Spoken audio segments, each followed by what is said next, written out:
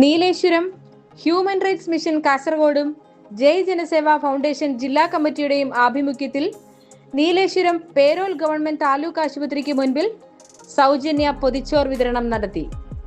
HRM എന്ന മനുഷ്യാവകാശ സംഘടനയുടെയും ജയ് ജനസേവ ഫൗണ്ടേഷന്റെയും സംസ്ഥാന കമ്മിറ്റികളുടെ വിവിധ പദ്ധതികൾ ഉൾപ്പെടുത്തി ഇത്തിരിച്ചോറ് ഒത്തിരി സ്നേഹം എന്ന പരിപാടിയുടെ ഭാഗമായാണ് പൊതിച്ചോർ വിതരണം നടത്തിയത്.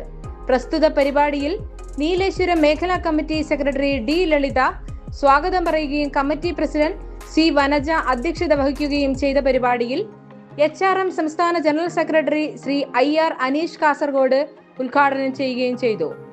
തുടർന്ന് സെൻട്രൽ കമ്മിറ്റി അംഗം ശ്രീ മണികണ്ഠൻ അഴിത്തല, ജില്ലാ coordinator K. Sindhu Madikkai, committee ഭാരവാഹികളായ K. ലളിത, മിഷാൽ റഹ്മാൻ, കാർത്യായനി ശ്രീധരൻ തുടങ്ങിയവർ സംസാരിച്ചു. ആഴ്ചയിൽ ഒരു ദിവസം വീതം ജില്ലയിലെ ഗവൺമെന്റ് ആശുപത്രിക്ക് മുൻപിൽ പൊതിച്ചോർ വിതരണം നടത്തുമെന്നും ഭാരവാഹികൾ അറിയിച്ചു. മലബാർ മീഡിയ ന്യൂസിനു വേണ്ടി ധന്യാമോൾ, കൊച്ചിയിൽ നിന്നും.